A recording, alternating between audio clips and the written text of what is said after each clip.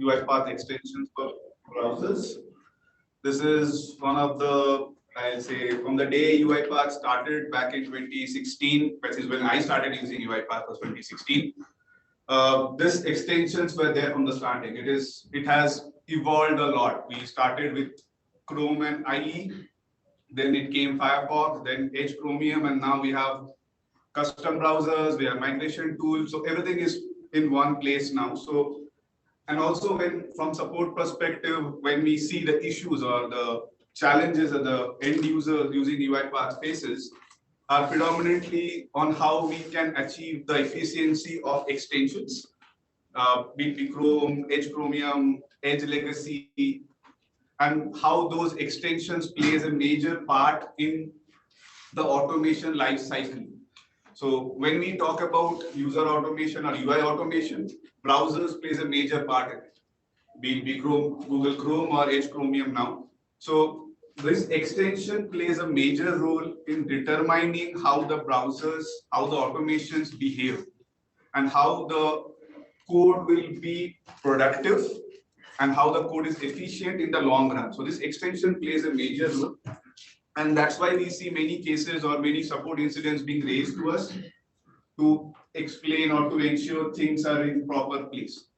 So that is when we discuss with Vibhor and Rohit to come up with a plan or a discussion forum wherein we can discuss about what these extensions are, what they do, and how we normally install the extensions and what are the common conventions we have revolving around it. And from our support experience or from the development experience that we have in terms of consulting with other customers, what are the troubleshooting steps we follow and what are the most frequent issues that we have seen while interacting with the UiPath end users. So that's what we have planned and tried to collate them into this current discussion point. So in this discussions, we'll be covering 4 major topics, that is Chrome extension, then Edge Chromium extension, then comes the Firefox extension, then the browser migration tool, which is very important now when as IE has gone out of support and we need a tool for that remark. On actually to migrate. That's what the browser migration tool plays a very important part. And lastly, no, personal training. That is a personal UiPath training. The Q&A can be anytime. If you want, just unmute and talk. You can stop us anytime you feel free to ask any questions, or you can use the chat and we will try to answer the questions there. So without further ado, we will start on the topic. So first, we are starting with Chrome. First, before going to extensions or any Chrome extensions, we'll start with the overview. So what is extension? What it does? So we all know that it's a very lightweight or a small based programming that is being done that injects on browser, which helps us to broaden our automation capabilities or the browser to make it much more user friendly or make it much more programmatically oriented for us.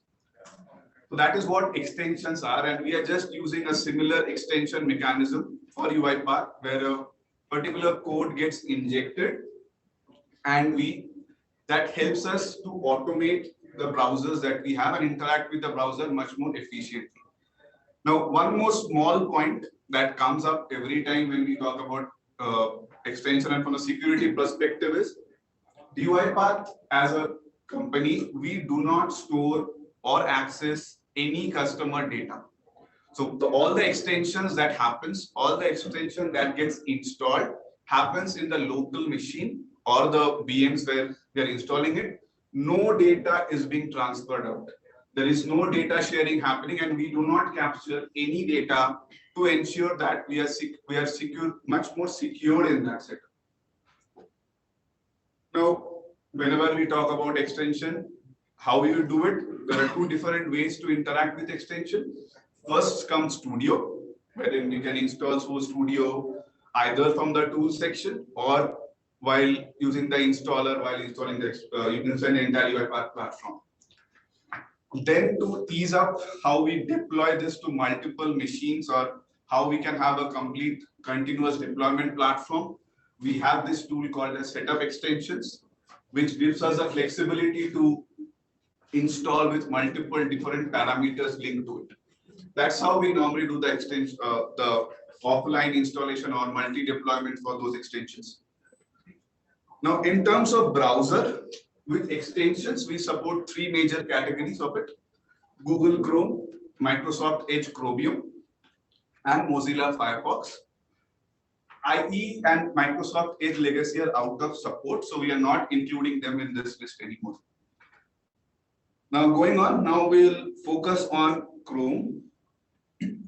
So, one small point, whenever we start with Chrome, we are able to perform Chrome extension automation starting from version 64 only. Below that versions, we do not support. We do not have the extension working on Chrome version 63 down or below it. So Chrome 64 is a version wherein we do the automations for Chrome extensions. Now there are 5 boxes which we are trying to cover as part of this discussion for Google Chrome. First, we'll have an introduction wherein we'll see what exactly are the extensions and what are the different naming conventions followed towards it. Second part, we'll have an installation, how we install Chrome. We'll see it live on how the different mechanism works. Then another very important topic and very crucial topic in a secure setup is a Chrome group policies. We'll explain about what these policies are and how it affects the Chrome extensions. Next one is, as a very hot topic now, is the manifest version 3 that Chrome has released, and Chrome will be compiled to use that from January 2023 onwards. We'll explain what exactly we are doing in terms of that. And last topic will be on Chrome, or will be on the troubleshooting techniques and what are the frequent issues we are getting and how we overcome them. So that is what we'll be covering as part of this Chrome extension session for today. And then we'll move on to the other topics that we have in the agenda. So first one will be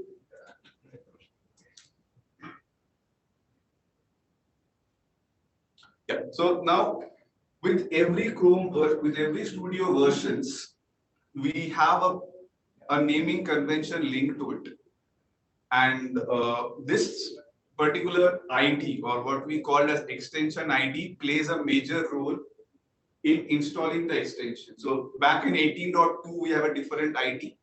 So this starts with DP and CP. Later on, as we extended and we enhanced the Chrome extension with the versions coming in. So from 18.3 to 21.4, we had a generic Chrome extension ID that starts with DKGEN. Then with 21.10 coming in, we have to enhance the Chrome and we have to do certain enhancement and bug fixes linked towards it. So we had to change that ID again to PHILFM. Now with the latest release of 22.4, we again had to include the MP3 support and also certain other enhancements and compilations of with Google security policies. We had to again change the ID and get a new versions. That is when we had the FEM ID there. So a general thumb rule, what happens is whenever we do certain changes or updates in the Chrome extension itself, we have to publish that ID as a new, extension. It has to be approved by Google. By then, the ID also gets changed because it's an enhancement to the existing version. So we cannot go with the same version. We have to publish a new version. That is when the ID gets changed, and that is when we need to ensure that with that particular version, with that particular Chrome extension version also, we ensure that it is already added in the respective whitelisting and everything. So moving forward, now the different ways we can install Google extension is UiPath MSI, wherein we can go to the advanced section and run the installer and we can install it. That is during the installation or deployment phase. In case you want to use after the Studio gets installed, we can use the backstage view and install it from the tool section. Last, but one of the most major or use case of installing is the command prompt or the setup extension ability. So we can install through that also. Now we'll individually see them live. So over to Sumit. Sumit will showcase how exactly we can see that and how we can install them through different modes of installation. Hello everyone. I hope everybody is able to see my screen.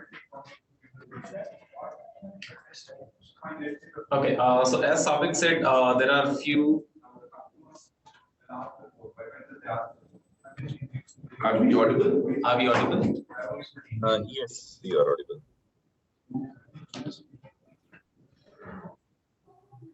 And okay, fine. Thank you. Okay, so as Souvik said, like there are a few ways of installing Chrome extension. First one, let's get started with Msi Installer. So you can see over at my screen. Just a second. So I'm not going to go into detail for the MSI part because definitely it will take some time for the installer to get completed. But this is the place where you can actually select the extension where whether you want the Chrome extension to be installed or not. There is a checkbox. And once the installation is done, this particular extension would get also installed in your Chrome browser. So I'm going to close this method as of now. Then the second method, how we can install it using the UiPath Studio backstage view. Like you can navigate to the tool section, and there we have a UiPath extension tab. And if you see right now with the Chrome, we have install button, and there is an icon for admin privileges that it requires admin privileges. So what exactly it does, like when you click on this install button, there are certain aspects to how exactly this particular extension gets installed. First of all, let me close it off. So what actually happens, like now, let's say whenever we have clicked on this install button, there could be two parameters of it, like whether a user has admin rights over the machine or not. If the user has admin rights over the machine, which means the extension would get installed at the machine level. Now, because already he has the admin rights and he is capable to install the extension throughout the machine, that means there is no need to install the extension only for a particular user. Now, if he has the access to the machine with admin privileges, there is one more aspect to it, that if he has the internet access, that means Chrome Web Store. That means the extension would get installed for the whole machine via policy. But if he doesn't have access to the Google Chrome Web Store, that means it will only be able to install without policy for the whole machine. Now, let's say user do not have access to, like user do not have admin rights over the machine. That means whenever he clicks on this install button, what happens? Like you cannot install the extension for the machine with policy or without policy because you do not have the admin rights. Now, the only possible way to install it for the user mode now. So if I click on this install button, let's say this particular window, since I have the admin rights over the machine, that's the reason, like it just asks for UAC control pop-up that do you want this extension to go forward or not. So if I click on yes button, that means, and obviously I have the internet access over this machine. So if I click on this button, it would get installed. The extension has been installed by a policy per system. Now let me launch my browser.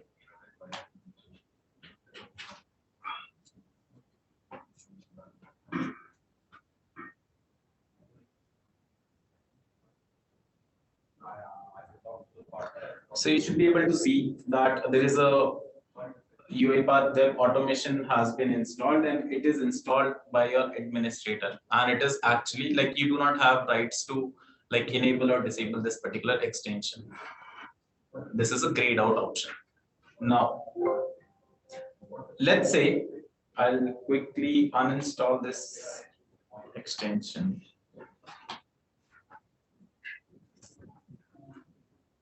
Let's say user do not have access to like user do not have admin rights over the machine. So definitely like he will have to press no because the user do not have access. Now in this fashion, it would check few things. Firstly, it cannot install at the machine level. Now there could be few aspects that maybe the extension is already installed in the machine. If the extension is already installed at the machine without policy, it will check and it will throw the error that the extension is already installed for the machine. So there is no point of installing the extension only for this user. Second point, if the extension is not installed for the machine without policy, then it will check whether the extension is already installed for the machine with policy. If that is already there, then again, there is no point of installing the extension for that particular user. If that case is also not there, in that scenario, it will check that since the extension is not there, let me install it for the particular user. So if I click on this, yes, it will say like, okay, since I have the Chrome extension already, like Chrome browser already open, I'll force close it. If you see the UiPath extension for Chrome was successfully installed for the current user, in that case, like I'll have to enable the browser extension navigating to this particular page and then restarting the browser so that the extension can take effect. Now in this way, like if I relaunch my Google Chrome,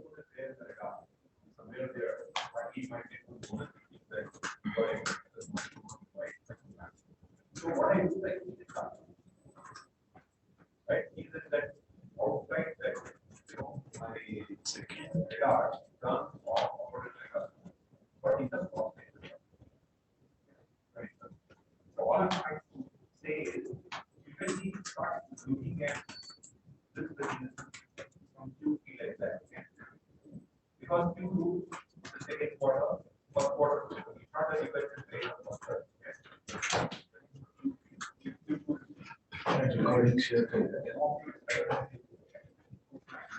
okay, I think I have installed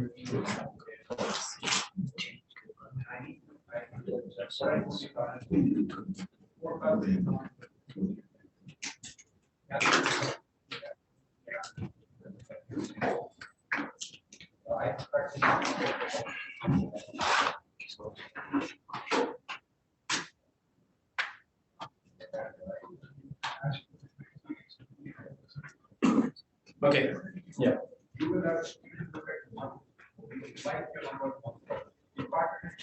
The next way of installing the extension is using the command prompt, where we can install, like we can launch the command prompt.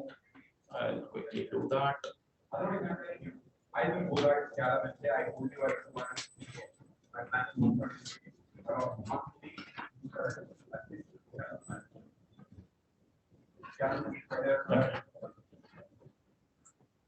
So right now, if you see that I have not launched the command prompt with admin rights, it will do the same kind of operation. How exactly you install it using the UiPath Studio? So if you have selected any switch, which, okay, so all the extension switches which are available, something you can check it over there.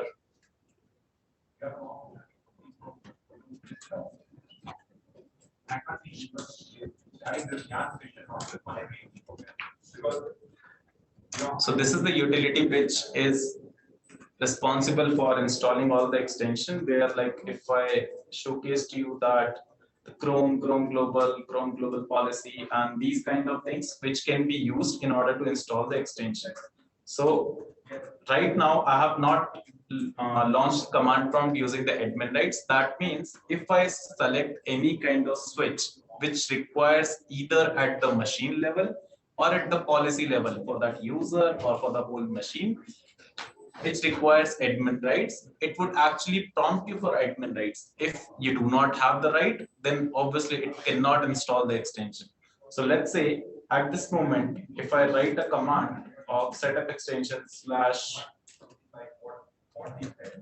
Chrome Global, that means I'm trying to install the extension for the whole machine. It will try to ask for the admin rights. Since I do not have the admin rights over the machine, let's take an example. If I click on no, it will throw the error that you cannot continue with the installation process. But if you have the rights, then definitely it will install based on your switch. So let's take an example, like if I run the same command again, and this time I click on yes. So this extension would get installed for the system. It's just that we'll have to enable the extension by navigating to the Chrome browser and then restart the browser, because it is not installed by policy. Or if you run any Chrome Pro policy or Chrome policy global command, that also the behavior would be remaining same. Like it's just that you don't have to enable the extension whenever you install it via policy. Then there is one more method of installing the extension is via group policy. So most of the customers have seen this behavior where they have such kind of restrictions over the organization that they cannot install any kind of external extensions, and they actually have a certain set of policies which are already applied to their Chrome browsers, and they may be at the user machine level or they may be at the org level. That's where like they will have to make sure that those particular extension IDs are part of certain group policies. So in order to install the extension via Chrome policy, so this is the command. Obviously, this would require admin rights over the machine. If I click on yes, it would say the extension for the Chrome was installed via policy per system. Now, starting with the 21.10 version, we can install the extension via policy in offline and online both the manner. It's just that when we are installing the extension using online method, it requires the Google Chrome Web Store access. That means it requires internet access. While if it's in certain scenarios where we do not have, or like where we have restricted environment, in those scenarios we have to have an option to install the extension using policy, but obviously it cannot have internet access. In those scenarios we can install it via offline policy, and the command would be like Chrome-policy offline. That because like we have started giving up some XML file which are available in our installation directory, and that takes care of all the extension parameters. So let's take like if I uninstall this extension,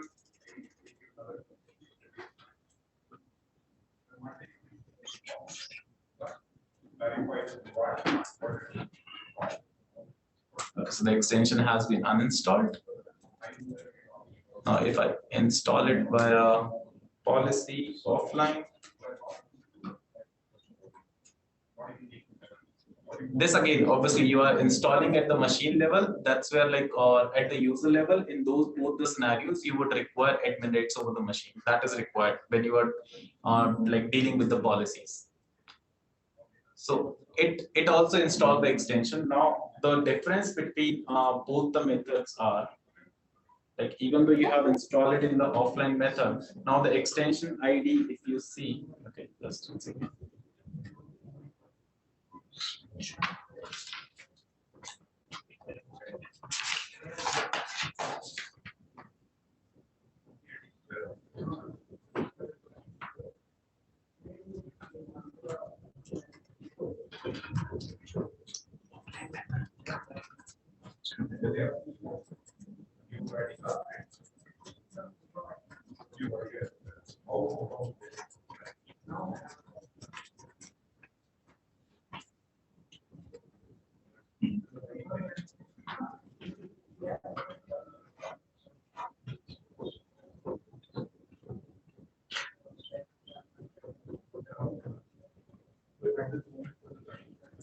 Okay, so right now, if you see, there is a one extension called Google Translate, which I have installed using the policies. And whenever, like, if we have any kind of scenarios where the extensions are being blocked, maybe because of external extension block list part, that's where, like, when I said you can install it in the offline and online method, that's where, like, the customers or the users, if the extension has any kind of restriction at the policy level, this is the place where they can check up over here. Like they can go to the administrative template in local group policy editor, and there is a Google tab, Chrome,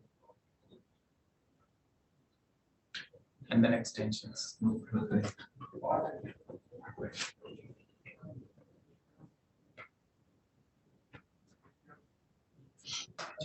So most of them, if you see, they are not configured. If they are not at all configured, that means there are no, not at all any kind of restrictions from the policy side. That's one thing. Secondly, they can also come up to the Chrome browser and check with the help of Chrome policy command. where it will list out all the policies which are available at this particular in this particular instance, and that may be coming up from the platform side or from the machine side in that kind of scenarios, and you can check the precedence order over here as well, that whether it is coming from platform machine or it is coming for the platform user. Right now, if you see that they are applied to the machine and coming from the platform side itself.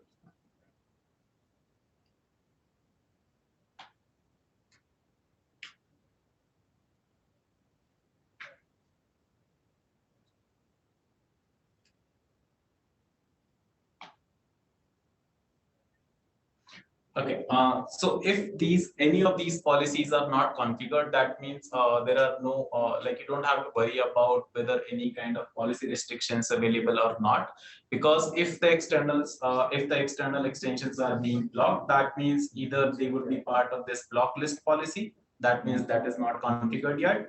But in order to make sure that the policies are part of the force list part, so that the extension can be installed, that means like you will have to make sure that the policies has the extension ID available over here. So even this particular data is available in our online documentation, where you can copy the whole extension key as well as the web store link. And once you pass it over here, the extension would get installed via policy, as it would be a part of extension install force list.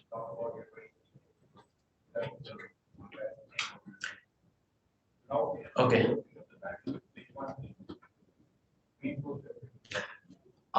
Starting from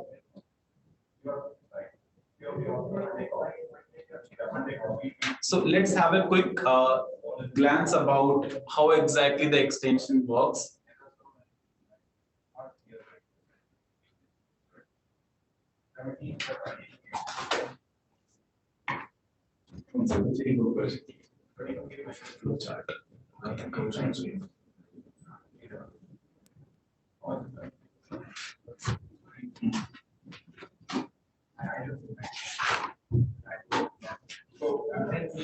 Okay, so as you can see in this particular flow chart, whenever the Chrome extension, or like you have clicked on the start icon in your like if you have clicked on the install button in your UiPath Studio, or maybe you have run the setup extension command / Chrome Enterprise, like it firstly asks for you that do you have admin rights or not. If you have the admin rights, then it will go to the left panel and it will say, do you have the access to connect to the web store or not? If you have the access to connect to the web store, it will get installed by a policy for the whole system.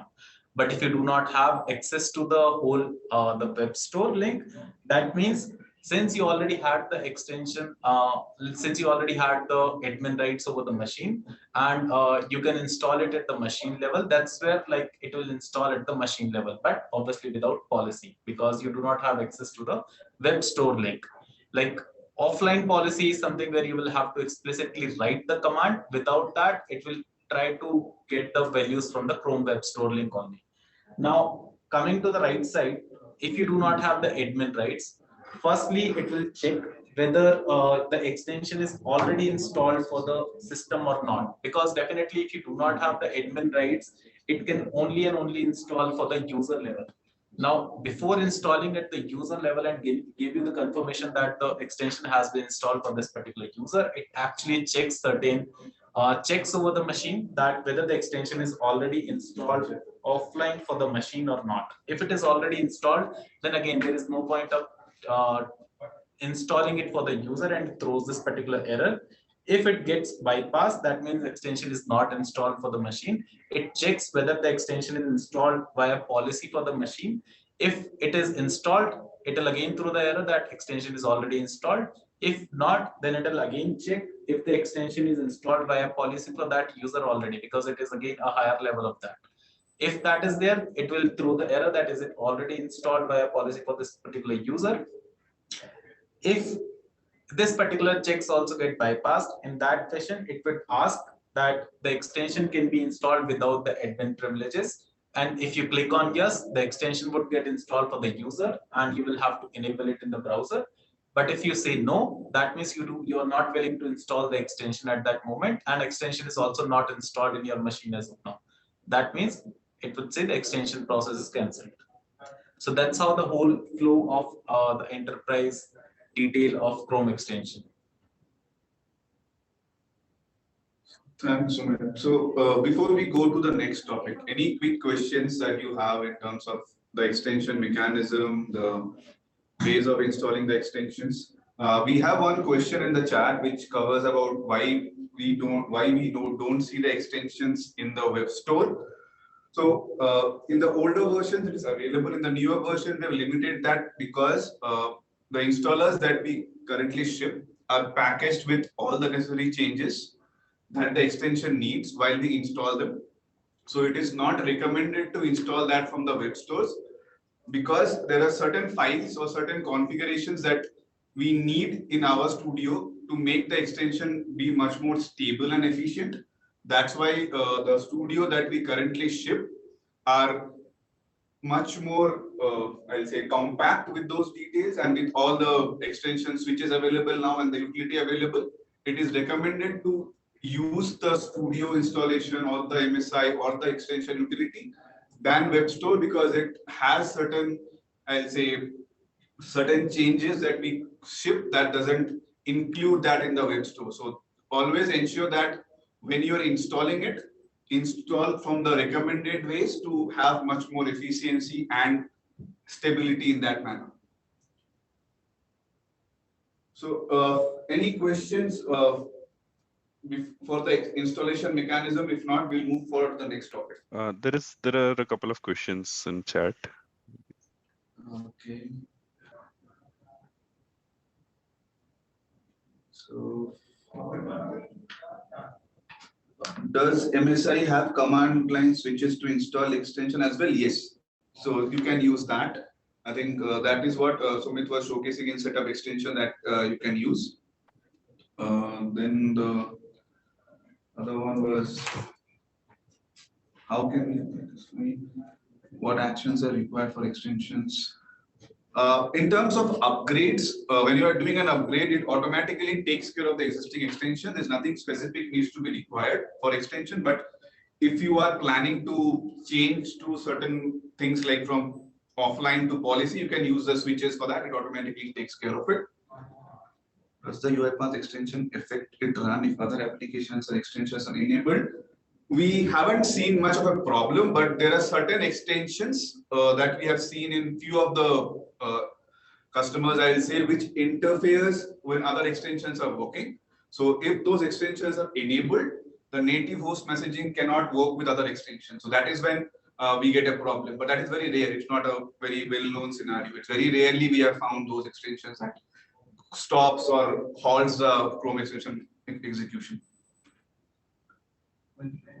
Why do this space in transition?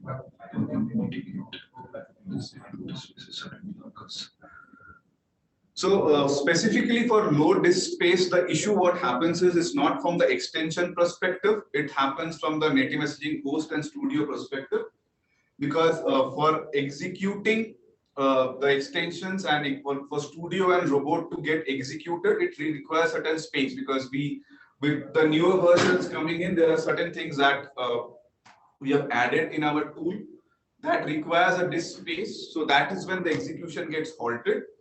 And that's why you will see the extension suddenly getting crashed or Chrome suddenly getting crashed on that. In terms of how we can mitigate this is a system level problem. We cannot predict that. So it is very difficult for us to circumvent around this. So we have to take it on a case by case basis. And we have to understand why the list space is there, why the low disk space is coming, to mitigate that problem, so that we can ensure that the disk space is ensured and all the applications can run fine with it. Okay, so moving on, I think rest we'll take up with in the chat, and we'll move on to the next topics that we have. The next one is Chrome MV3. So with Google coming up with a deadline that we need to be compliant with Chrome MV3 by 2023, we had to ensure that we as a company meet that deadline. So that is when we have released the MV3 version in 22.4, and we are working on that, on how we ensure that the deadlines that is set by Google are met. So this is just a small representation of how we are planning things. So from June 22 onwards, you can see we will not be releasing any MV2 extensions. We'll only focus on MV3. But the whatever was released before will still be working. There will be no differences there. MV2 will still be existing and it will be working. But starting from January 2023, there will be no longer MV2 extension running. It will only be MV3. We will, in case somebody is still using MV2, that will require a certain exceptions that we have to work with our development team and Google. So overall, all the extensions that are coming in 2023 will be MV3 compliant only. Will not be able to use MV2. And as a last deadline, from June 23 onwards, MV2 will be completely stopped. There will be no exceptions post June 23 onwards. So that is some deadline that we have an agreement with Google, and that's what we also will be following in our release cadence as well. Now, again, the extension mechanism remains the same. The installation mechanism will be the same. It is again Studio tools, and we install that. So before the next point, we'll just have a small demo from Sumit on what exactly is the MV3 and how it looks like, so that just we can figure out what's the difference between MV2 and MV3. Okay, so as Souvik said, like starting from 22.4 version, we can only have the extension which is compatible in MV3 fashion, which means like the MV2 extension is no longer supported starting from January 2023. And in order to make sure we do not have any unwanted issues, that's where like we are trying to put up all our customers and users to have the migrated towards MV3.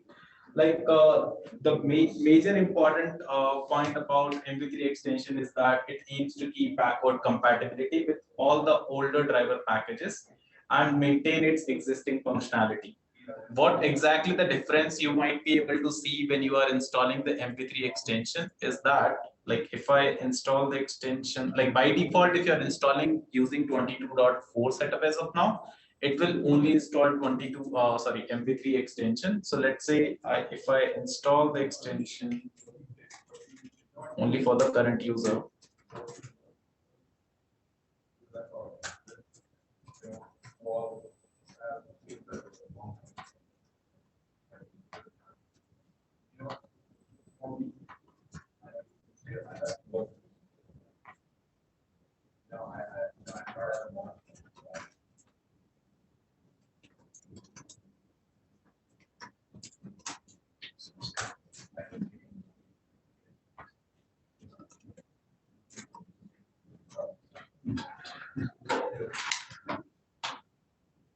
So for this time, I have installed the extension only for the current user. Let's take an example of if I try to indicate something over the screen.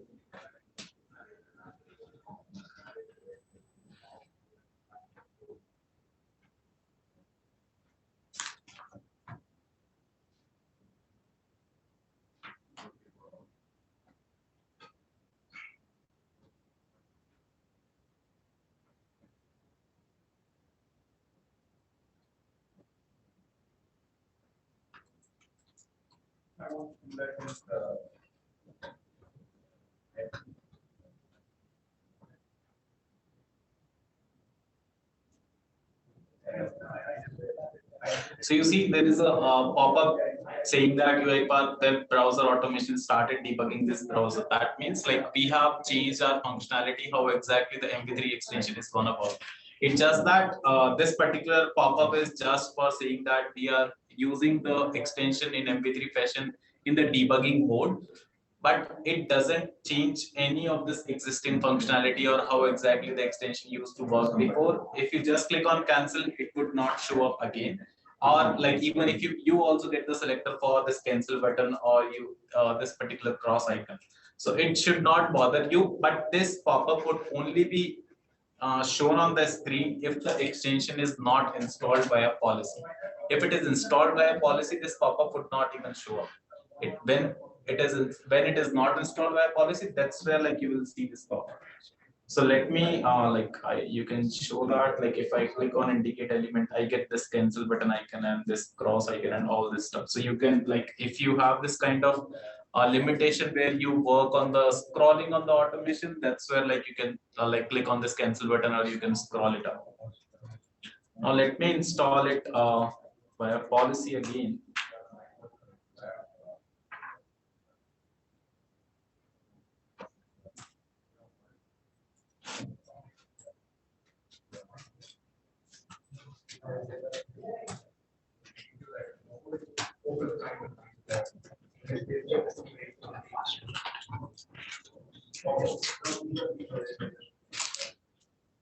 So this time, if you see, the extension has been installed by a policy as we saw previously. Now, if I show up the Chrome policies, there is one more extra policy which was not there till before 22.4 called developer tool availability, and this policy is only and only added just to make sure UiPath extension can work in the debugging mode, and we can have the developer tools open even if the extension is installed by a policy.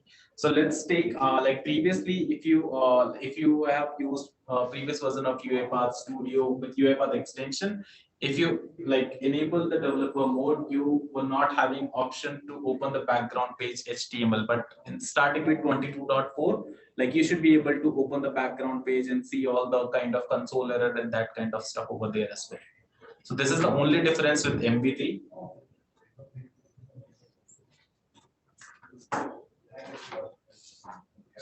Stop it.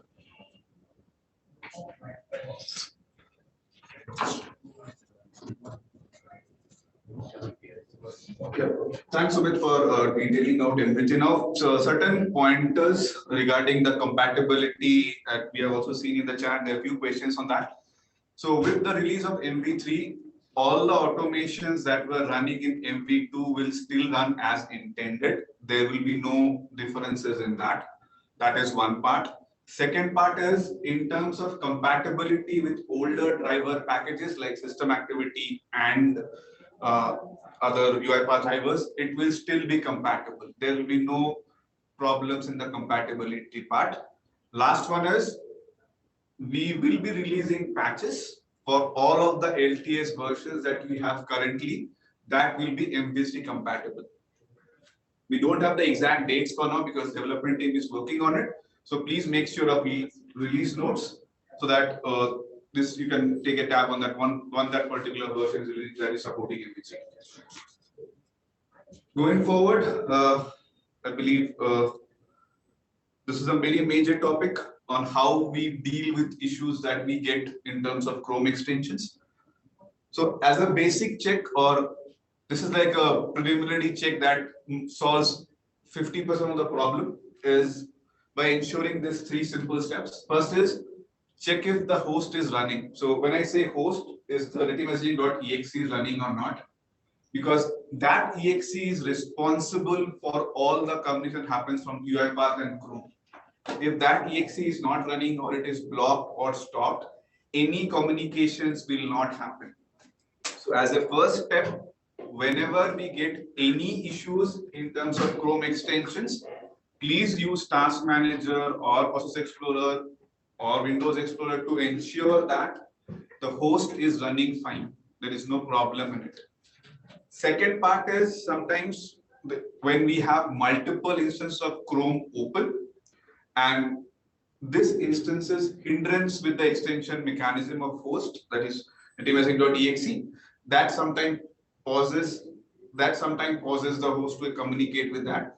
So as a next step, when you have, if you have some more than 50 or more than 10 instances of Chrome open in the same machine, try to close that and open it again and see how the performance is. Last but not the least, in terms of installation or in terms of upgrades, when you are doing in a new VM, Windows has an environment variable named as comspec. That is basically an interpreter which tells this particular machine to use which particular command prompt. because all these extensions, all these hosts are triggered from the command prompt. So Windows has a mechanism to identify where is the command prompt location. That is specified in ComSpec variable, in the environment variables. So if it is not defined correctly and there's certain anomalies there, extensions will not be able to work correctly. So those three checks, if we ensure, we can mitigate the problems of Chrome to say 40%. Now, in terms of frequently occurring issues, what we are trying to cover here is three major topics. That is installation problems. Second one that comes is intermittently Chrome gets disabled or intermittently Chrome is not extension is not shown in the browser. Third part is sporadic problems wherein Chrome gets crashed and we get a restart, restore pop-up. We'll try to see how these three issues can be tackled and ensure we have some mechanism in place to stop them. So,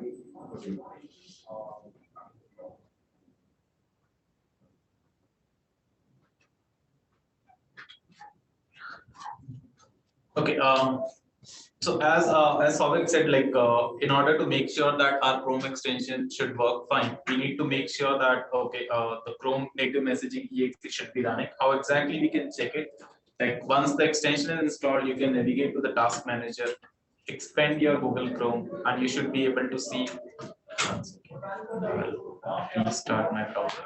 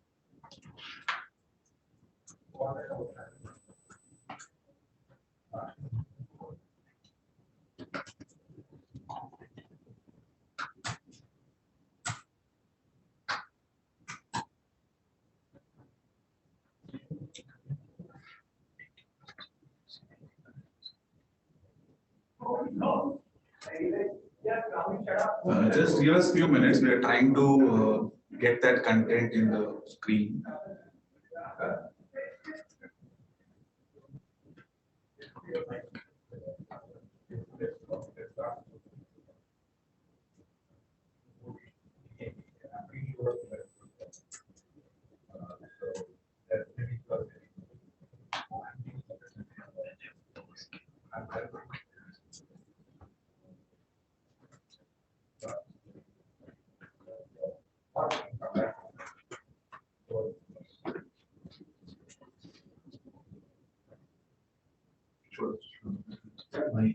Details में तो normal performance process में details में ऐसे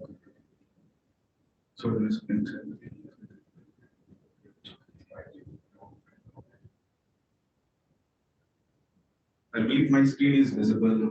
So this is one of the basic checks that we perform. So if you go to Task Manager and if you click on the details or in the processes also, you can see this is where this particular exe should be running. And it will be running under your account, and you should ensure that this is where it is running fine. If you want to go to properties, you can check the property from where it is being loaded. So you can go to details and you can find out respective versions of it, which is particularly shipped with that. And then this will be the location where this particular thing is getting loaded from the extension part. So that is the first check we do. We can use multiple tools, either Process Explorer or Task Manager, whatever is being used in the, or we can use the same thing to verify that it's coming on.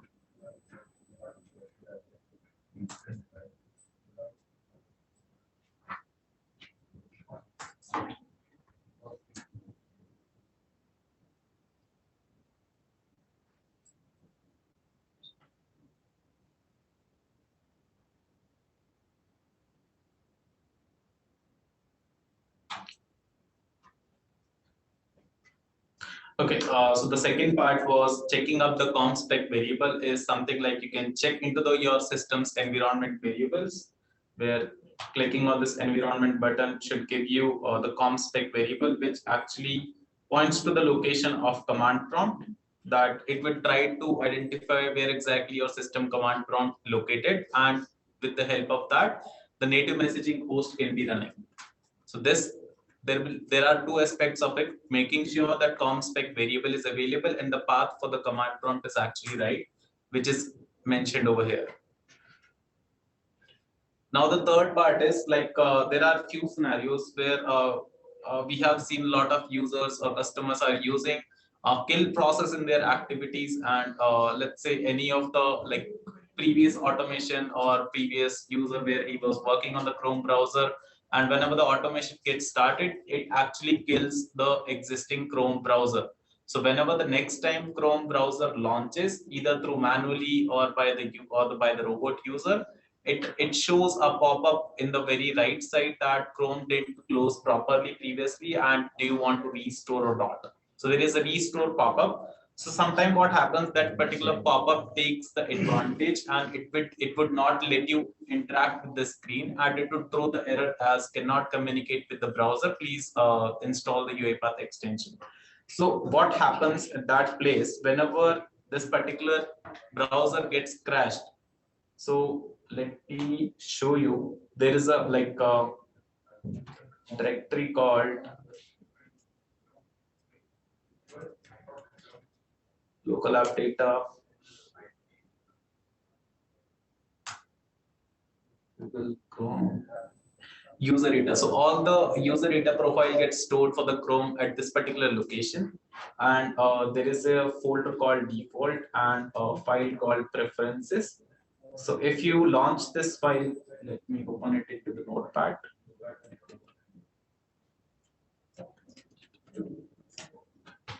So if you see, this exit type gets set to crashed. That means the previous time your Chrome browser was actually crashed.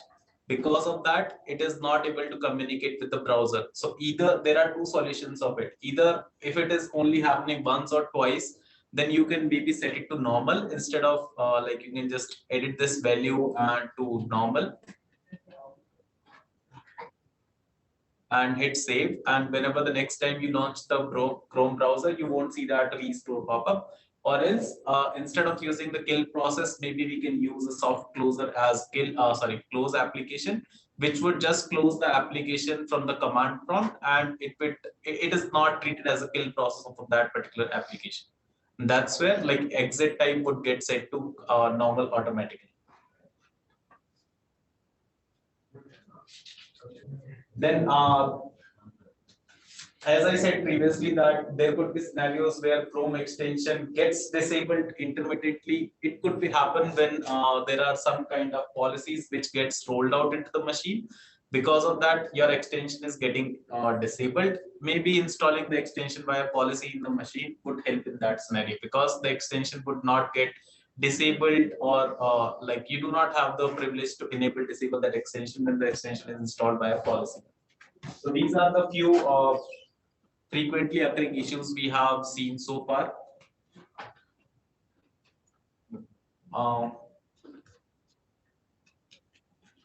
Yeah, so this frequently is something that we normally cover, and the issues or the policies or the extension mechanism or the ways is same for Microsoft Edge as well.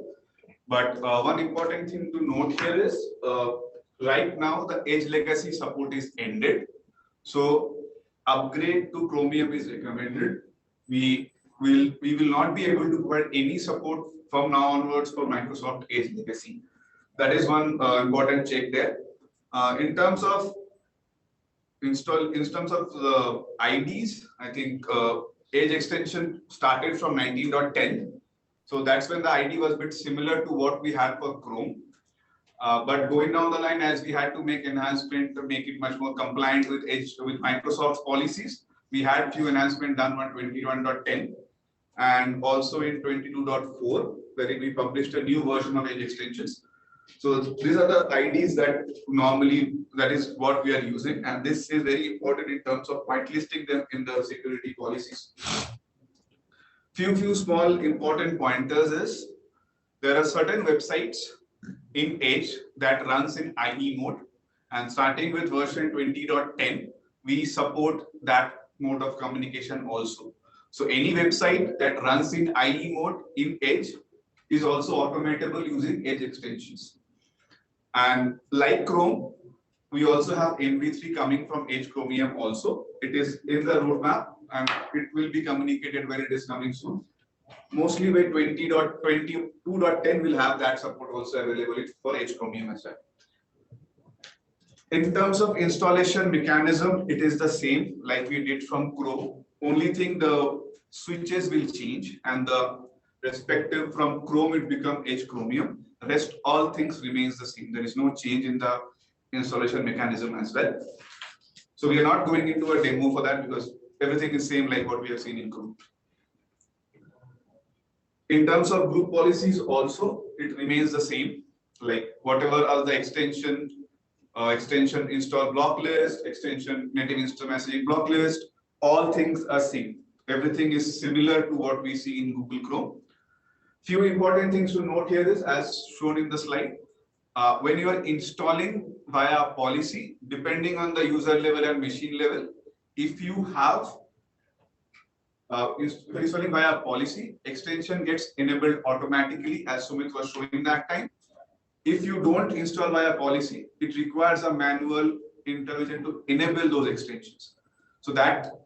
So what we recommend is, if you have the policy level access, install via policy, because that eliminates the chances of the extension to get disabled, because it's automatically enabled via policy and it automatically gets downloaded and installed from the policy itself. It minimizes the human effort in maintaining them. And if anybody wants to see what are the policies available in their machine, please type Edge:policy in your browser or Chrome:policy. You can see the existing policies that you have for your machine. Now, the troubleshooting mechanism, the frequently occurring issues, how to solve the problem remains the same. There is no separate mechanism for Edge Chromium and Chromium. All the things remains the same. Only one small thing that we have to ensure, that is when you have multiple browser instances running with multiple user profiles at the same point of time, there are certain challenges faced in that. If one of those profiles don't have the extension installed, it causes a problem because Chrome or Edge tries to link the extension to that profile. That is when the extension crashes, because the respective files or the configuration are not available on that machine or the user. So it's recommended that if you have multiple browser instances open at some point of time, please ensure in your production machine or in your UAT machine, only the bot profile is open, so that you eliminate those problems and you can work on that. For an attended setup, when you are working parallelly, make use of the PIP. That will help you to eliminate this multiple browser problem, because PIP works in a complete separate window and you can parallelly work along with the browser. Then comes the last part of the extension, that is Firefox. Again, Firefox is again the similar way we can install it. That is from UiPath Studio and command prompt. Previously to versions less than 22.4, we don't have the option that installs the extension of Firefox from the MSI, but with this release, we have it. So you can even install Firefox using the MSI starting from 22.4. In terms of group policies, we don't have that many policies as part of Firefox that we see in terms of Chrome and Edge Chromium. There is only one policy that we can use, and with 22.4, we can install the Firefox for this policy itself using the command line and the MSI.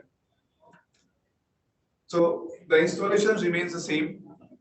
The ways we install remains the same. But one small thing that we have to make sure that we need to have Firefox 65 and lower, that for Firefox 65 and lower, we need to add an extra add-on to be installed, because that add-ons gives the flexibility to interact with the extensions. So please ensure that whenever you have a Firefox automation running, please check the versions and verify if the add-on is installed, because that is very critical and that is something very small thing that we miss and it causes problem later on. So please ensure that this Firefox version has enabled this and we have the versions and add-on checked there. Now, the last bit of the puzzle that we have is the browser migration tool.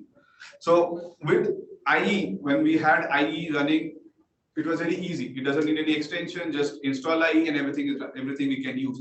But with IE coming to closure, there comes a need to go and migrate to different browsers. So that is when we come up with an idea of why not have a tool that automatically do the migration for me. So I have a browser, I have an automation running in Chrome, but my all demands run in Firefox. So this particular migration tool does this conversion of selectors, or what we call as UiPath selectors, and make it from a source browser like IE, Chrome, Edge or anything, and make it compliant and usable to a target browser. That can be Edge or Chromium or Firefox. So using this,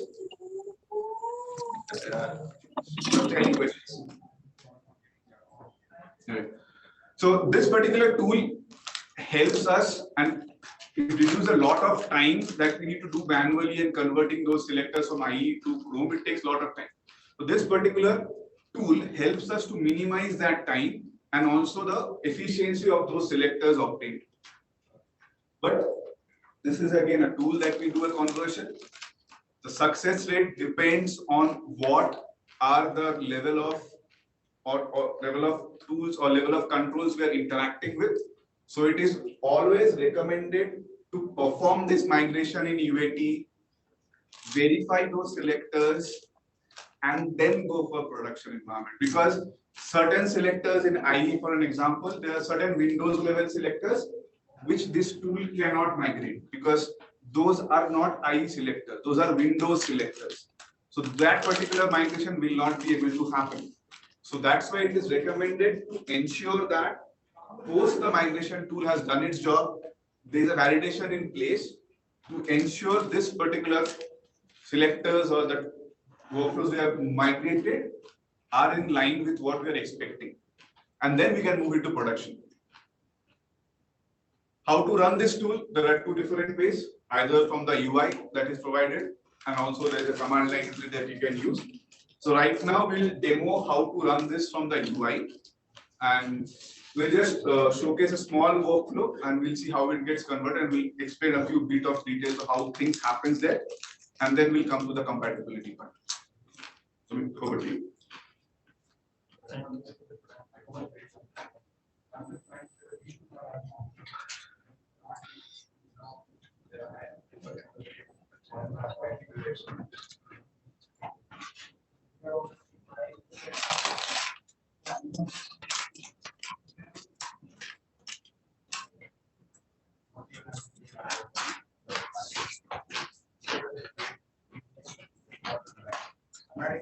So this is a small workflow which is built in running in Internet Explorer, which actually launches one maybe an website, and then it tries to check few checks over there. Then it types into few username, password, and clicking on sign in button, and then it tries to extract some data from that, and it writes all those data into log messages that would be available in the output panel as well. And in the end, it would just click on the logout button. So right now, this particular automation is built to run on Internet Explorer.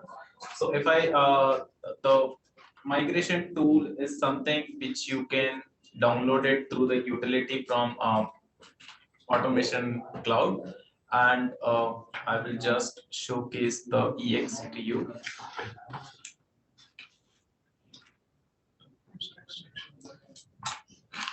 Okay, so there are a few field options available over there, such as project folder, which is like it specifies the main folder where you actually want the to migrate the XAML files. Then there is something called include subfolders. That means like if there are any kind of XAML which are present inside some of the subfolders, that would also be taken care. If you have unchecked this box, that means like those only the XAML files which are available directly into the parent folder would be like migrated. Then we have source browser, that we have got option IE, Edge, Firefox or Chrome. And destination browser has only Chrome, Firefox and Edge, because there is no point of migrating any other browser to Internet Explorer. Then we have replace null browser type is something like if just in case there are any kind of browser browser activities where the browser type is not defined, that's where like if you have selected this checkbox, that based on the destination browser property, that would get set automatically. Then we have a checkbox called create backup file, that whatever the XAML file you are trying to migrate, it would first create the backup file for that, and then it would migrate the main folders or the main files. Then we have enable logging, that whatever the migration happens about all the XAML files, all the activities, that would get logged into a file. Then override backup file, if you have created or migrated some backups previously, that those would get overwritten. And I'll just unselect this open log file, because that is something we can open it later. So let me select this particular code automation. Before we start, let me run this.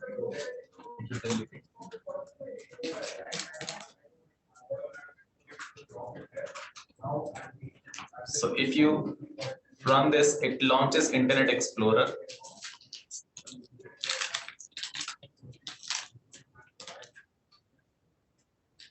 Okay, it provides username and password, does some kind of things, and then it clicks on logout. And if you go to the output panel, it extracts some data like $100 and something from the website. Now, if I go to my utility, select this entire folder, that whatever the XAML files inside this, I'll change it from Internet Explorer to maybe Chrome or Edge, Firefox or anything. And if you click on start, it will get conversion completed successfully. I can close it off. I can close my existing open workflow. Now, if you open up this particular folder, there is a folder called conversion backup, which contains the original main XAML file. Since I only had one particular XAML available in this workflow, that's the reason only one backup file got copied over there. Then there is something called conversion to logs.json, which is actually a log containing all the changes what has happened because of the conversion tool, that how many browser type got changed, how many selectors actually got changed, what type of activities got changed, and like if it goes in detail, it checks up like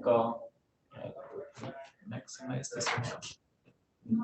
So what are the things like it actually got changed? Like instead of changing it from Internet Explorer, it has changed it. It has changed the selectors to HTML title, UiPath, and then app equal to Chrome.exes, and all the activities and all the selectors for that, it would get logged over here. And if there are any kind of warnings or any kind of errors, that would get written in the very end. Since there are no errors or warning as of now, so this particular section is blank. Now, if I open up my change automation, which is this particular file.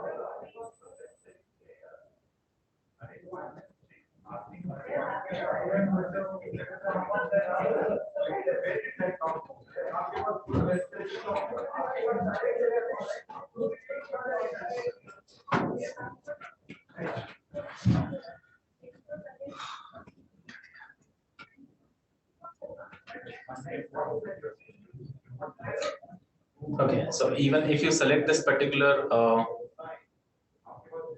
activity and go to the properties, you can check now the target application has been changed to Chrome. Use browser Chrome and the selector would again get changed to the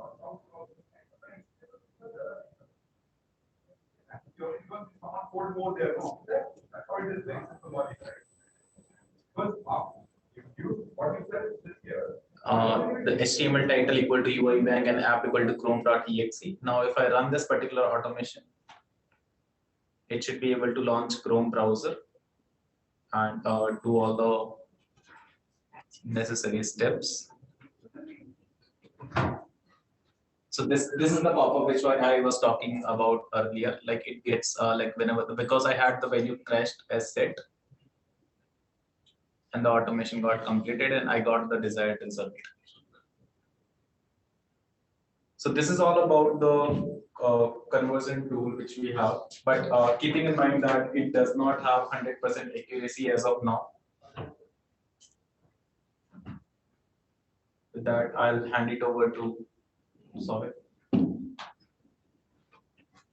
Yeah, thanks, Sumit, for demoing this. So this is a very useful tool in terms of converting workflows, and it really has, and what the feedback that we have received internally and also from other end users is that it saves a lot of time. So we'll request everyone to try it out. But as mentioned that please have a check in place to ensure the things getting live in production so that we don't end up into a production where things are not working as expected. So a few small compatibility checks for this. In case you are trying to migrate automations to Edge Chromium, this can be done with the versions of 19.10.5 and automations of 19.11.3 because that is when Edge Chromium started. And along with that is 22.4 and 22.4 version of Automation and Studio. So please ensure that this particular checks for Edge Chromium is maintained because before these versions, we don't have any Edge Chromium extension, so we'll not be able to migrate to it. And same goes for the drivers because certain drivers are not compatible with Edge Chromium because we didn't have Chromium that time. So with this, I think this is the overall what we cover in terms of extensions. So any questions, any feedback, please feel free to update us here or we'll cover one more important part. If there are any questions which we are not able to answer as part of this forum, please ensure that make use of our support team. That is what we are here for. Please raise support cases to us, and Akash will now explain of how we can reach out to support team. Hey, hello everyone. So I'll not take much time here. Most of you would already be aware about how to reach out to support team. There are three mechanisms basically. One is the support web form that's available on UiPath.com. The second is customer portal, which we have started to roll out to all UiPath customers, and this will be one-stop shop, right? So whatever we discussed today in terms of document will also be available in customer portal. And the third one is very specific to premium customers. That's contact center. They can call our contact center and they can register the case or get the updates on the case, provide the updates or escalate the case, right? One more thing is any person who has enterprise license key by default, they get standard support from UiPath. So you can just go to support web form and raise the incident with us. And when I say standard, there are multiple different tiers of support available with UiPath. I'll just leave it here for a couple of seconds to have a quick glance, but these are the different stuff that UiPath support provides. One is we are reactive support. We just deal with break fix issues, right? And we are 24/7. If any enterprise customers has their production outage, business impacting automation that is not running as expected on weekends, on public holidays, even on the New Year Eve, we are available. We have mission critical support team, which can handle any level of complex cases. And then we have preventive care, proactive advisory, and technical account manager. So as and when you move from one tier of support to different tier, you start getting more and more features from UiPath, which can cater to a lot of the needs that are available. So open to any questions. If you have any questions, please feel free to shoot. We are happy to answer. Yeah, and as Akash mentioned, if anything that is not covered up as part of this forum, you're not able to address, or you have certain other questions, please make use of the support mechanism that Akash has explained. We are available 24/7 to guide you guys through the problems. Yeah. Thank you, Akash and Akash, Souvik, Sumit. Meanwhile, any questions that you might have, you don't need to post on chat. You can just unmute yourself and ask. We have like 5 more minutes before we close. Can you send us the link for downloading the migration tool? Yes, we'll put that in the chat. Yeah, because I'm not able to find it online. We'll put that. Just 1 minute.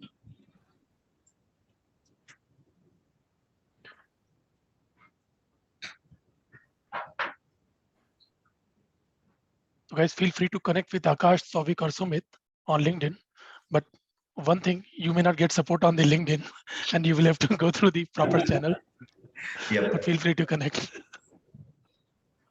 Thank you so much for today's session. And I have a question about the support. I mean, I never tried with that support team.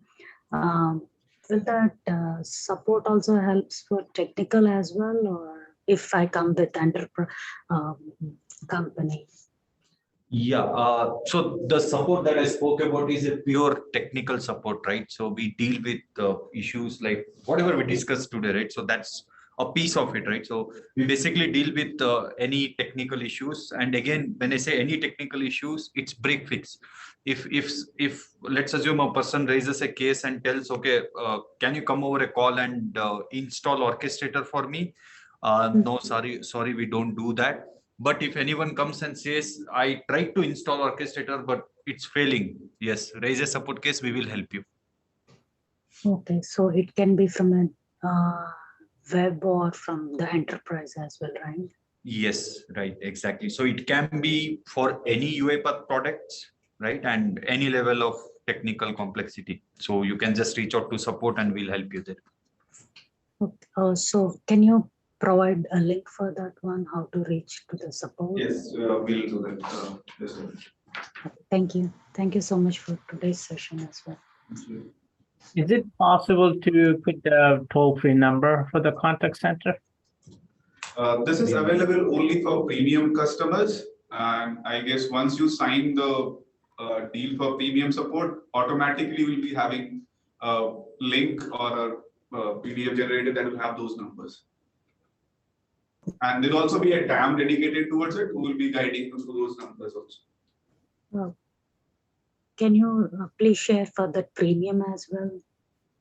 Yeah, we'll share the place wherein you can have the premium offerings, but then you have to reach out to your respective account owners or the sales POC. They can guide you on how to enroll for premium. Okay, thanks a lot. So we'll be uploading, along with the help of Rohit, we'll be uploading all the slide decks and the workflows that Sumit was using. And you can get it downloaded from there. Yeah, you can just go to the same event page where you registered. By tomorrow, the recording for the session as well as the slides that you saw today would be uploaded there.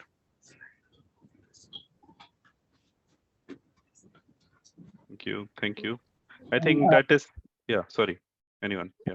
Yeah, hi, we are unable to find the LinkedIn names, so many users with the same name actually. I had shared that on the chat, just 1 second, let me find that out. In the meantime, so this is for Souvik. This is for Akash.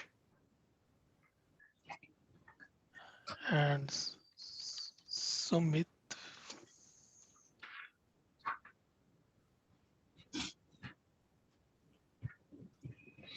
This is for Sumit. I think you got for everyone now. Yeah. in the meantime, if you have future, can you how we can get this registered? You mean for the events? Yeah, the events like this, yes. Okay, so yeah, go ahead. Right. I just shared the link. Yeah, you can just go on this link and join some of the chapters which are there. If you are based anywhere in EMEA, like Europe, Middle East, Asia, Australia, New Zealand, you can just join the global chapter EMEA and APAC virtual events. Yes, that link is also shared. So any of these sessions which are coming up, you will get the notification on the email, and then you can register for these sessions coming up. You can also find any local chapter around the city that you're based in. So if there are any in-person meetups or any other virtual sessions that are happening at a local capacity, you will also get notified about those. So if you can see screen, if you go to this site, community.uipath.com, when you come down, you will see all the events which are happening in different regions. Yeah. You can also search events based on different roles, or you can come down. I will suggest you to join this EMEA APAC. If you are in Americas region, you can join this, or you can go to some specific chapter in respective time zone, and then you will stay updated on this. Whenever any event gets published, you will get the notification. And also those who are the new or joining first time, we now have a chapter on infrastructure. So those guys who are, who are COE leaders, or you are managing UiPath platform, or infrastructure engineer, or solution architect, I would suggest you to join this chapter and join this series. So you will get to know how to install a single node orchestrator or multi-node or different, installations. Okay. Thank you.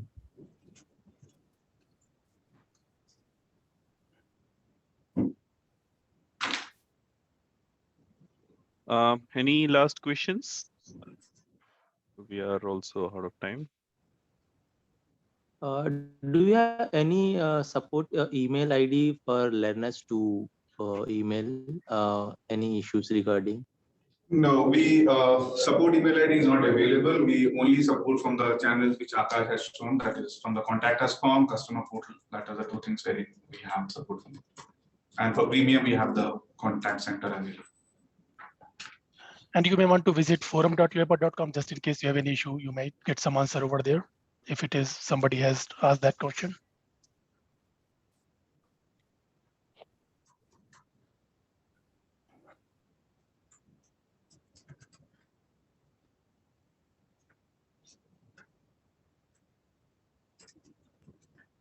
I think that is it. Thank you so much, everyone, for joining. For anyone who is looking for the recordings and the presentation, please do go to the same event page by tomorrow. By tomorrow first half, it should be uploaded. And for any queries that you might have, obviously, please go to forum and post your queries there. And do reach out to the speakers as well. And I think that is pretty much it. Yeah.